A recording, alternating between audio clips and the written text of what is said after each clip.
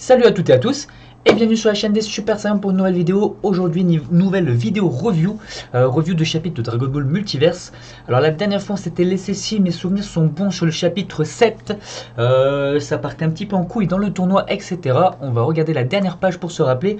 Et oui, on avait donc Broly qui était sorti de son glaçon, voilà, qui avait été décongelé. Le Broly qui est le seul survivant de son univers, ou du moins le plus puissant, et qui commençait à faire n'importe quoi. Avec un bout ultime, rappelez-vous, qui avait déconnecté la sécurité pour renvoyer Broly dans son univers. Et ça allait partir en couille, on s'était laissé sur ça. Et du coup, chapitre 8, regardez. Donc c'est sorti à l'époque, c'est dans l'ordre. Hop, c'est ici, c'est le chapitre 8.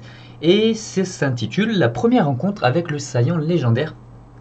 Donc en fait c'est un chapitre spécial dans Dragon Ball Multiverse. Alors il y a beaucoup de chapitres qu'on appelle les spéciaux, voilà, de chapitres spéciaux.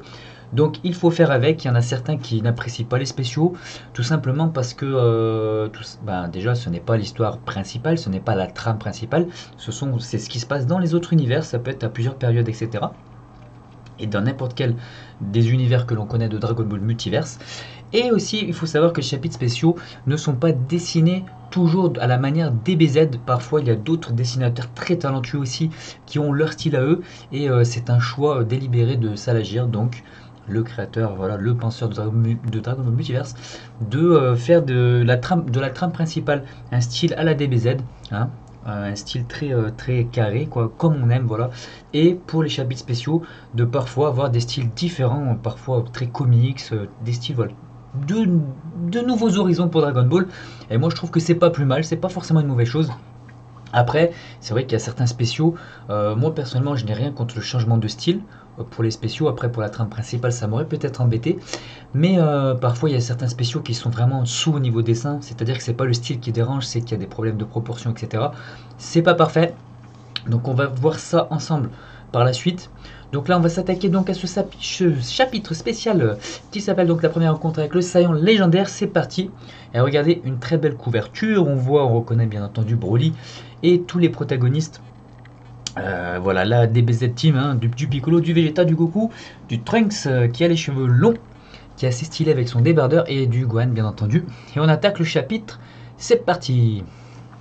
Donc rapidement, alors déjà on a des pages couleurs, ce qu'on avait très peu vu dans DBM, dans le début de DBM, à part tout au début justement pour donner un peu envie, etc.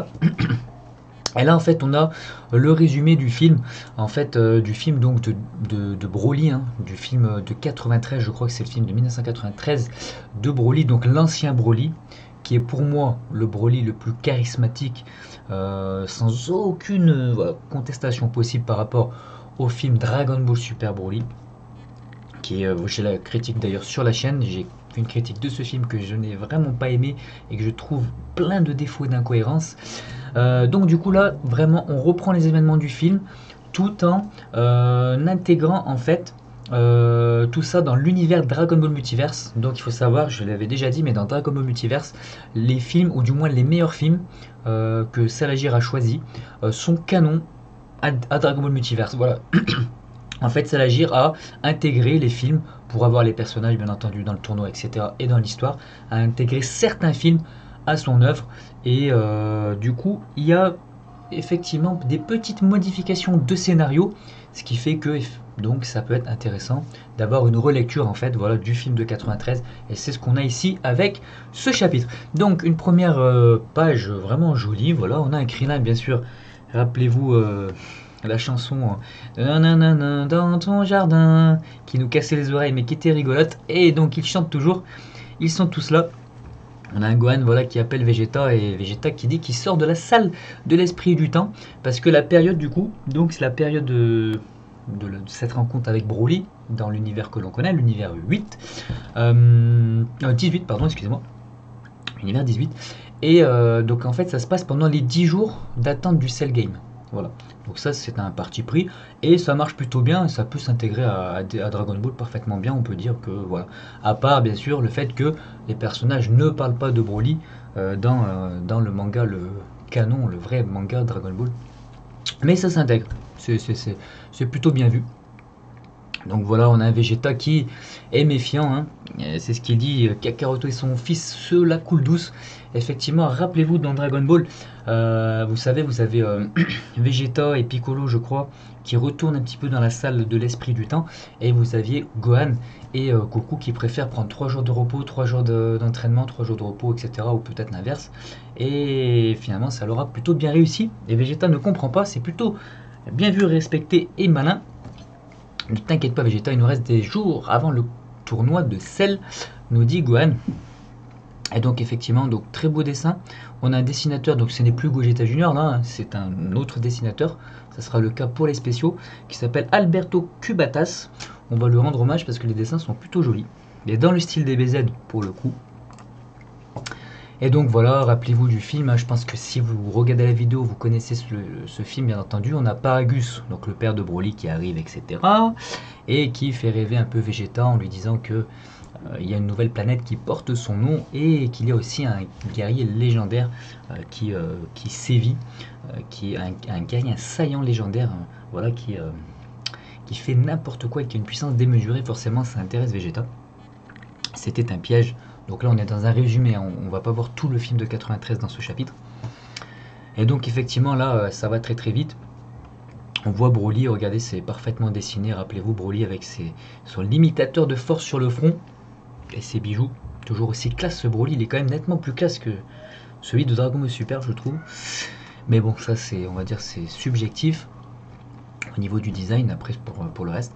Et donc voilà, il cassait son limitateur bien sûr, il se transformait et effectivement les héros comprirent que le vrai danger était bien pire que ce qu'ils pensaient, et c'est Broly, voilà, le saillant légendaire. Alors, regardez ce magnifique dessin, avec quelques touches en noir et blanc bien entendu, mais quelques petits effets d'aplat de couleur, de gris, voilà. C'est vraiment magnifique, on reconnaît bien le personnage, toute sa rage. Il est là le Broly.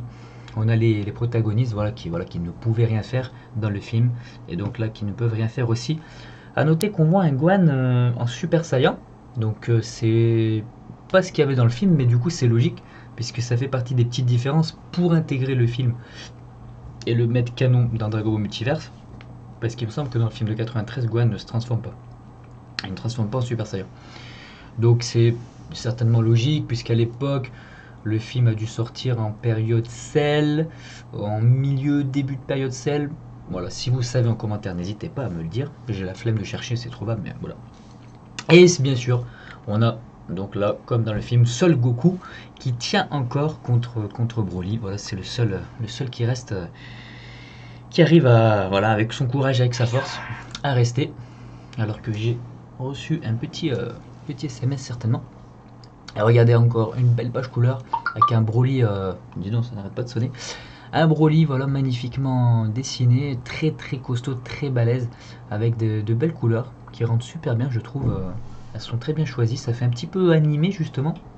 C'est pas too much, super bien choisi. Et donc là, on a une différence aussi au niveau de ce scénario, cette réinterprétation du film. Et donc regardez, en fait, on a un Goku qui prépare un Genki Dama. Et regardez, il demande de l'énergie, hein, aux planètes environnantes et à tout le monde. Et donc une petite différence, que dans le film de 93, me semble-t-il, simplement les protagonistes donnent leur énergie, voilà, à distance, avec une espèce d'aura verte un peu chelou. Ça marchait bien, hein, mais voilà, petite différence. Et on a un Gohan, regardez, Gohan qui arrive un petit peu encore à combattre, hein, contre Broly. Et il est encore là, ce petit Gohan, en Super Saiyan 1 bien entendu. Alors que les protagonistes donnent aussi leur énergie au Genki Dama, hein. Donc on a Trunks, Krillin et Piccolo. Et regardez, très intéressant du coup, en dernière case on a Vegeta. Ce gamin est plus impressionnant que je ne le pensais. Et il se rend compte un petit peu que Gohan, donc dans la version, dans cette réinterprétation du film, que Gohan, voilà, il sent qu'il est capable encore de faire plus. Et effectivement Gohan va tuer Cell, etc. Donc c'est sympa, ça marche super bien, ça s'intègre très très bien. D'ailleurs, petit aparté, mais pourquoi les films DBZ qui globalement sont, alors ils sont pas tous excellents, mais il y a quand même pas mal de bons films, pourquoi ils les intègrent pas canon à la trame principale? Ils auraient très bien pu le faire, voilà, la preuve, ça pouvait se caler entre, voilà, au niveau du tournoi les 10 jours de Cell du Cell Game. Pourquoi à l'époque c'était un choix, voilà. Donc là, ça l'a géré intégrer les films, comme je l'ai dit tout à l'heure. Et regardez, Vegeta qui d'un coup, il s'agace, tu n'as pas intérêt à te rater. Il donne son énergie aussi à Sangoku. Très beau dessin toujours. Un Broly, voilà, qui en troisième case, hein, il prend Goku par la tête. Hein. On l'a vu ça un petit peu dans le film. Et là, on a une petite scène inédite aussi. Regardez, on a le retour de Paragus alors qu'il l'a déjà tué. Hein, ça a été dit dans les cases avant. Et Broly qui comprend pas. Et en fait, on a... Qui c'est? Eh oui, eh ben non, c'est notre ami. Notre petit cochon, dont j'ai oublié le nom d'ailleurs. J'ai un petit trou de mémoire. Et attention, Sangoku qui lance le Genkidama. Et regardez cette dernière case, un Broly un peu apeuré là, qui comprend pas trop ce qui lui arrive. Très bien dessiné, j'adore la coupe de cheveux. Voilà, magnifique, un peu à la Trunks, mais un peu différent aussi. Très très très balèze. Mais voilà, c'est respecté par rapport au film et ça marche bien. Et voilà, regardez là au niveau des perspectives en première case, la main de Goku et le Genkidama qui emporte Broly. C'est très très très réussi. Et regardez, du coup, on a le Genkidama qui emporte Broly, je pense dans un soleil, hein, ou plutôt dans une étoile, parce que le soleil est une étoile, hein, donc dans une étoile. Et Broly qui meurt comme ça donc dans l'univers 18 de nos protagonistes que l'on connaît dans Dragon Ball Multiverse. Et regardez, cette page est encore magnifique, hein. La dernière case, regardez ça. On a un Broly qui se rappelle un peu les souvenirs quand Goku pleurait, il était à côté et ça l'agaçait exactement comme dans le film, avec les yeux blancs et la case globalement en noir et blanc. C'est magnifique. Franchement, il n'y a rien à redire. Artistiquement, esthétiquement, c'est très beau. Et voilà la grande explosion. Et de nouveau une page couleur très très belle, hein, avec d'ailleurs notamment comme moi je fais un peu des couleurs, on voit que je suis assez impressionné sur le sol, le rendu du sol qui rend super bien avec plein de tonalités différentes de couleurs et des effets très très beaux, vraiment magnifiques. Donc voilà, c'est la victoire de nos héros. Et un Goku aussi qui va utiliser sa technique de téléportation instantanée, transmission instantanée, c'est ça, hein, et du coup qui va ramener tout le monde sur Terre en un clin d'œil. Finalement, c'est assez cohérent. On a Salagir qui est toujours dans la cohérence dans tout ce qu'il fait, hein. Il calcule tout. C'est comme ça et c'est très très respectueux. Donc ça, c'est une très bonne chose parce qu'il me semble que du coup dans le film de 93, on avait les personnages qui certainement rentraient en vaisseau ou etc. Alors que bon, finalement une petite téléportation et c'est réglé. Donc là, magnifique. Et attention au niveau des dialogues, regardez, dans la deuxième case, on a Krillin qui interroge Goku et qui dit hey, Goku, maintenant que Broly est vaincu, celle ne sera qu'une formalité. Donc ok, pourquoi pas, effectivement, Krillin qui essaie de se rassurer, ça correspond au caractère du personnage. Et on a un Goku qui nous dit je ne te conseille pas de les comparer. Broly était insensible au coup, mais il ne savait pas se battre ni utiliser sa force. Alors, là j'ai un tout petit souci parce que j'aime bien dans le principe, c'est-à-dire qu'on sait que Goku, voilà, c'est pas un débile comme dans Dragon Ball Super. Voilà, il pense, il est naïf, rigolo, mais c'est quelqu'un de sérieux, voilà, qui fait les choses bien et c'est un génie du combat. Cell le dit. Et là, il est dans l'analyse, mais j'ai l'impression que au niveau du dialogue, c'est un peu trop scientifique. Voilà. Je comprends ce que Salagir a voulu dire, mais voilà, c'est côté un petit peu trop, je sais pas. Je trouve que la tournure de phrase, est pas ouf. Après, je comprends, c'est bien pensé et ça explique un peu, voilà, le fait que Broly est très puissant, mais il sait pas trop utiliser sa force, il fait n'importe quoi, alors que Cell, lui, qu'ils vont combattre donc quelques jours après, est un vrai technicien, etc. Donc c'est plutôt quand même pas mal, ce n'est pas parfait, mais c'est très bien. Et ça se finit comme ça, les cocos. Donc voilà, on se regardait le prochain chapitre qui arrive, c'est donc bien sûr un grand combat entre Végéto et Broly. Mais on va revenir sur le chapitre spécial que l'on a vu. Donc comme je disais, les chapitres spéciaux, il y en a vraiment quasiment un sur deux à partir d'ici, je crois. C'est-à-dire qu'on a un chapitre de trame principale, un chapitre spécial, un chapitre de trame principale, un chapitre spécial, et des fois encore un chapitre spécial. Alors il y a certaines personnes que ça agace, parce qu'on a tous envie de connaître l'histoire, la suite du tournoi, etc., la véritable histoire de la trame que l'on connaît de Dragon Ball Multiverse. Après, faut savoir que le principe de Dragon Ball Multiverse, c'est qu'il y a plein d'univers où il y a plein d'embranchements différents et plein de possibilités. En fait, il y a des possibilités quasiment infinies de raconter des histoires. Donc, les spéciaux sont complètement justifiés. J'ajouterais aussi une chose, c'est que s'il n'y avait pas de spéciaux, donc il n'y avait pas d'autres dessinateurs qui prendraient de leur temps libre pour dessiner, etc., eh bien il n'y aurait rien d'autre à la place. Donc ce n'est que du plus, il faut prendre ça vraiment comme du plus, du positif. On augmente l'univers Dragon Ball, on kiffe, on découvre de nouvelles choses, etc., de nouveaux univers. Donc voilà, essayez de ne pas être trop dur avec les chapitres spéciaux quand ils vous plaisent moins. Voilà. Après, parce que de toute façon, s'il n'y en avait pas, comme je vous dis, voilà, il n'y aurait rien d'autre. Donc on aurait juste à attendre plus longtemps. Et je vais dire une dernière chose du coup, et après je donnerai ma note et mon avis sur le chapitre. Oui, tout simplement. Du coup, voilà les spéciaux. Bah, franchement, c'est pas mal, c'est pas mal. Après, voilà, c'est pas parfait.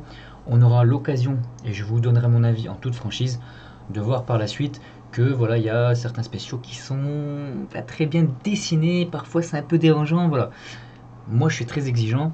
Dragon Ball Multiverse, pour moi, c'est la suite la plus crédible. C'est la meilleure suite. C'est une très bonne suite pour moi à DBZ, à Dragon Ball, hein.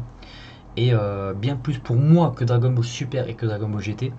Donc, eh ben voilà, je me suis pris au jeu et j'en attends beaucoup, j'en attends énormément. Et je pense que beaucoup sont dans ce cas. Mais rappelez-vous que c'est un. Voilà, ce sont des amateurs qui font ça sur leur temps libre, qui ne sont pas rémunérés et qui font ça juste pour le plaisir. Voilà, il faut le savoir. Donc voilà pour ce petit point sur les spéciaux. J'aurai l'occasion d'en reparler prochainement. Donc voilà, donc concernant le chapitre, je mettrai une note de... je vais mettre... Allez, 6 sur 10, une note de 6 sur 10 globalement. Ou allez, 7 sur 10, 7 sur 10, parce que c'est bon, c'est bien dessiné, il y a des jolies couleurs. Le scénario, alors on le connaît, il y a 2-3 petits changements, mais on le connaît. Globalement, c'est une redite, c'est pas quelque chose de fabuleux qui est indispensable à lire, mais c'est beau, ça se laisse lire, c'est très bien, et ça s'intègre parfaitement. Donc il n'était pas indispensable, mais il est très bon. D'où ma note de 7 globale, voilà, je donne 7 pour le scénario et 7 pour le dessin. Et du coup, on va se laisser là, les saillants. Et on se retrouvera pour une prochaine vidéo assez rapidement. Je vous remercie d'avoir regardé. Si vous avez apprécié donc ma critique ou mon avis, etc., n'hésitez pas à commenter, ajouter un petit pouce, éventuellement partager la vidéo si ça vous a plu. Et si ça vous a pas plu, n'hésitez pas à le dire aussi. Il n'y a aucun souci. Je vous remercie d'avoir regardé. Et je vous dis surtout à la prochaine.